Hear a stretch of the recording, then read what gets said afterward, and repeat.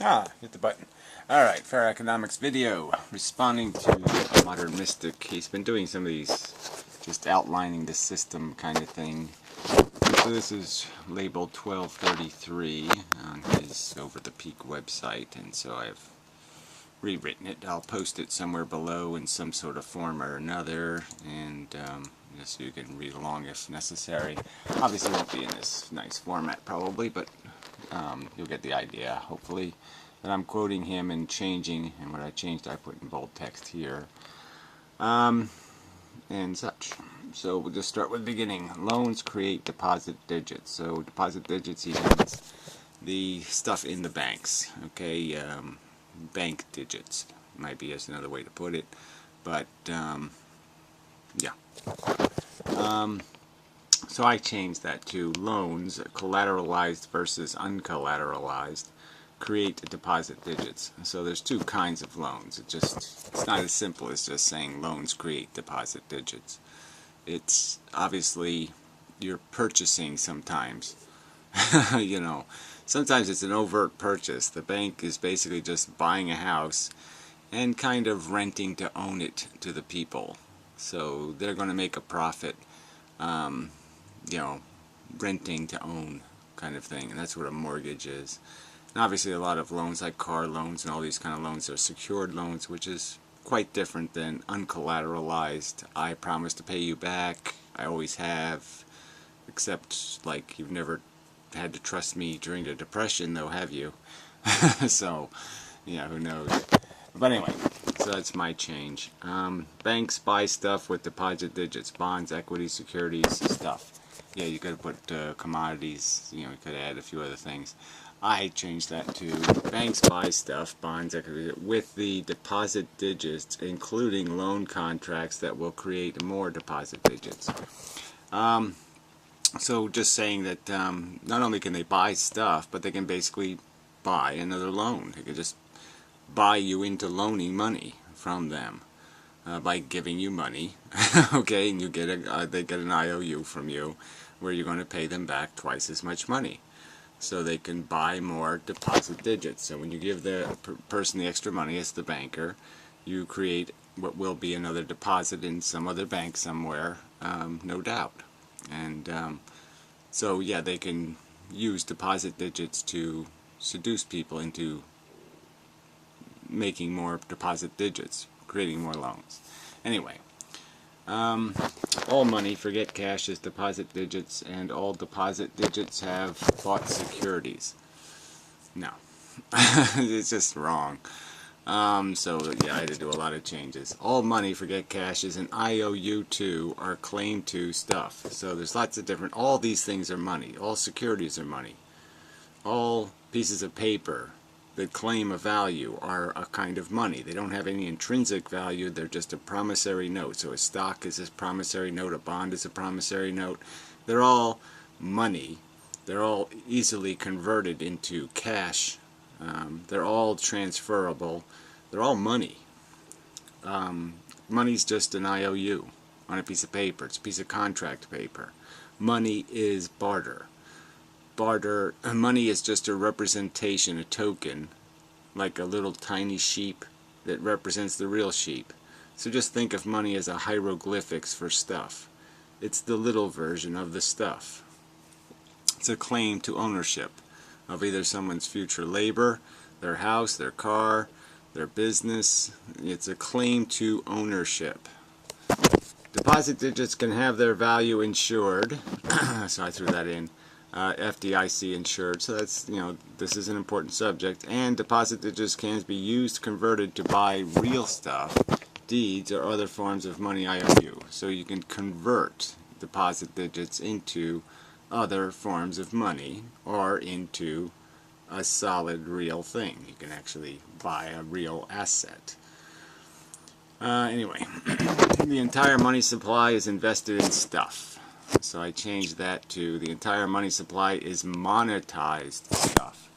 So money is the hieroglyphics. Money is creating a little version of something you own, and you go out and trade it like on a monopoly board with other people, and instead of carrying the real thing in your pocket like your house, you just carry the deed to your house, and you go to the pawn shop and you pawn your house. I mean, it's that kind of thing. That's where money's created. Money's created by monetizing stuff. And some of our stuff is easy to monetize, like a house, a big thing. And some of it's hard, like I can't really monetize this laptop. I mean, I could take it to a pawn shop, but then I can't use the laptop anymore. And I'm not going to get very much for it. And, because there's a lot of risk that, yeah, it'll get outdated or it'll break and it won't be worth anything, and I won't come back to pay the real price to get it back, the interest price from the pawn broker. So I'm just saying, but that's all we're doing. Banks are pawn shops in a sense, and sometimes the pawn shop said, okay, you don't have to actually give me your guitar, just say you're going to give it to me. I don't really need the collateral, just pretend that we're made an agreement that you'll give me stuff if I want it, or that you'll pay the bill. I'll give you the money and you'll pay me the bill, you'll pay it back. But that's when it all gets into a problem, and that's what we're on the subject of now. Is this a problem, he says. Okay. He says, not really. In a world of constant growth, well, whatever. Yes, increasing population, but that's not going to last forever. The value of stuff will generally rise. Well, that's not a good idea to have the value rise. It shouldn't rise. The amount of money should rise incrementally with the amount of people and the amount of use of the money, which is a good job because of the deposit digit connection.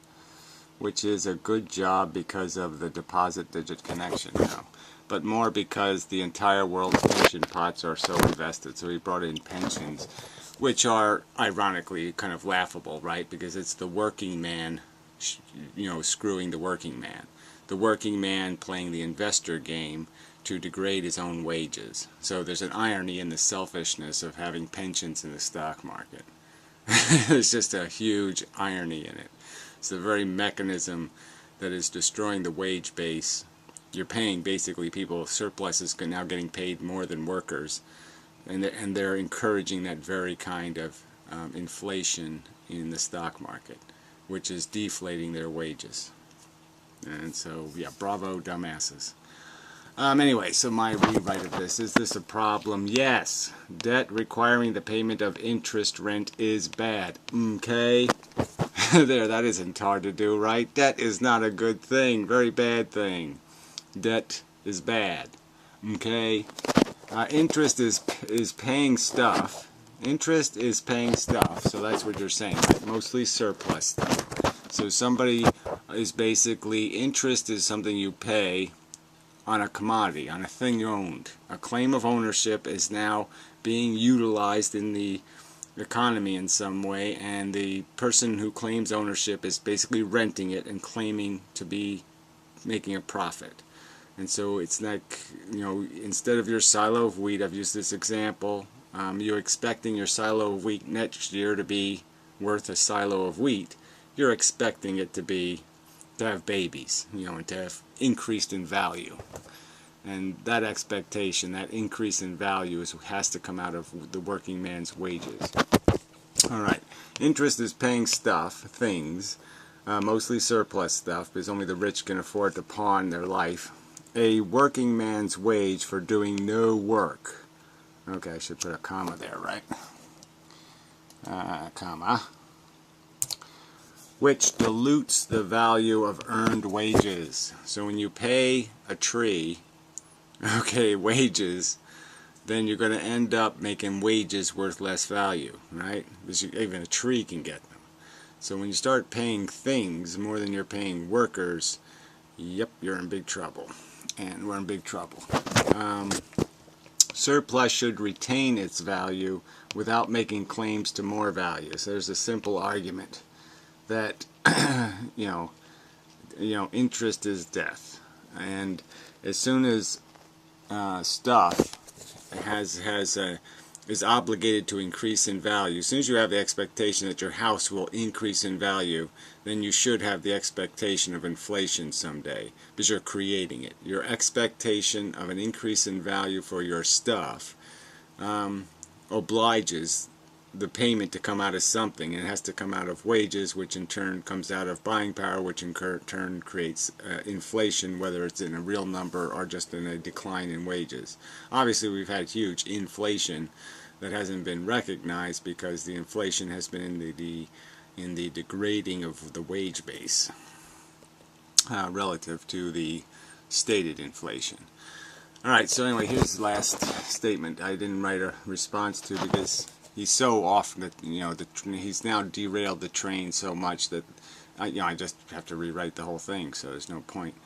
But I thought I'd just leave it to, you know, some more in-depth conversation about what's wrong with this. Alright, in a kind of group-thinky logic, real people sense that this is all a bit dodgy. So he's basically insulting people and saying they've just bought the, you know, the bullshit, that somehow this is wrong and they have some innate sense that it's wrong, but they're wrong to think it's wrong, you know, to live in the rich man's world, owned by the rich man. So of course they, you know, it's not group think logic for you to be smart enough to figure out that there's no free lunch kind of idea, that you know, if you're going to pay people for owning, then and you're going to pay them, charge them less taxes on the income they make from owning, then owners are going to get richer faster than workers. Yeah, they're going to outstrip workers in terms of creating something called more ownership. Workers will be owning less, and owners will be owning more when you tax the mechanism through which they derive their possession differently. And certainly when you make it all legacy wealth. Once it's owned in perpetuity. Well, then you've guaranteed the workers out of the game. So, have turned more to investing their hard-earned digits into property. Well, that's sort of the joke, right? They haven't really done that. I mean, they're not investing their earned money in property. They're buying loans. There's a big difference, right? I mean, they don't have crap worth of equity. You know, the average homeowner owns less of the house than they did, you know, 30 years ago, for sure, in terms of a percentage, which percentage of the house is owned by them or which percentage is owned by the bank. They've lost a hell of a lot of ground on that score. So they have no real equity. So all they've been willing to do is, because interest rates are low enough, is to get into insanely unpayable, unsustainable contracts to purchase something beyond even their lifetime to some extent. But anyway, the same dynamics still apply as to other stuff though. If not enough loans are given out, then there will not be enough digits to hold up the price of any investment stuff. So again, you've gotten it wrong, because we're not worried about holding up the price of the investment stuff, right? It's not about holding up prices. It's about people making profit. Okay, so there's no threat to stuff maintaining its value if you have less loans out there. Certainly stuff will maintain its value and be fairly valued. And wages will again have meaning because they will be the source of income. So instead of having people making their money off owning and feeling entitled to a nice inflation in their salary every year. I mean, buying a house in this town 40 years ago, you made $20,000 a year over the last 40 years. You made $20,000 a year income just for buying a house. You didn't have to invent anything. You didn't have to go to work every day. You didn't have to do shit. Free $20,000 a year. Now, that's a broken economy. All right, when you're incentivizing and rewarding doing nothing, and you're paying it $20,000 a year, and you're paying somebody working every day $10 an hour, you got a problem. Big, frickin' hairy, nasty problem.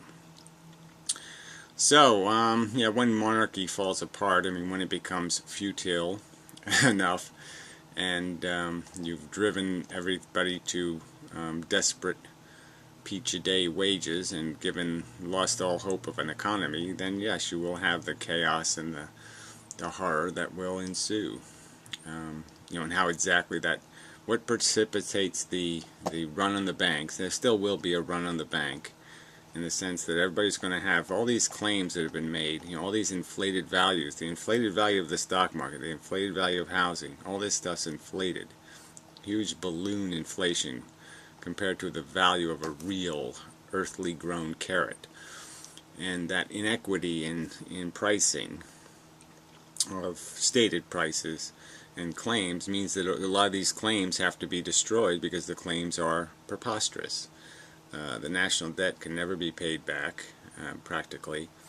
These are unsustainable obligations and contracts, and they're going to have to be dissolved. And once they start dissolving, once a few of them start disintegrating, that's why they had to save the banks. That's why they're doing QE right now, is because the only way they can get back to a position of solvency is to create huge, gigantic profits in the stock market. And somebody's going to have to lose, right? So they're figuring the banks, of course, will get out first, right? Who's going to have the opportunity to get out of the stock market first? The bankers. And so it's going to be the suckers, who are going to be left with nothing, because it's going to disintegrate, because it's all bubble bullshit. Unsustainable contracts that can't be, there's no way to refinance them because no one will touch them. And so it's all crap paper. And when the fire starts, it's all going to burn really quick. So anyway. Yeah, so the mystic does this kind of thing now. In a kind of group-thinky logic, real people, he means shitheads, fucktards, average dopes, sense that this is all a bit dodgy. Yeah. I mean, the group-thinky thing is this whole, yes, capitalism works. That's the group-thinky thing. Having a silly competition where we try to small print the other guy under the table, right? Small print and connive and scheme the other business out of business. This is good for us. This is going to make our world a better place. And having the rich decide what gets invested in based on how much profit they can steal out of the industry, that somehow that's going to give us good industry. Man, you talk about group-thinky stupid. That's about as dumb can be. I mean, fox chicken coop disaster. So anyway, till the next time and such, so forth and what.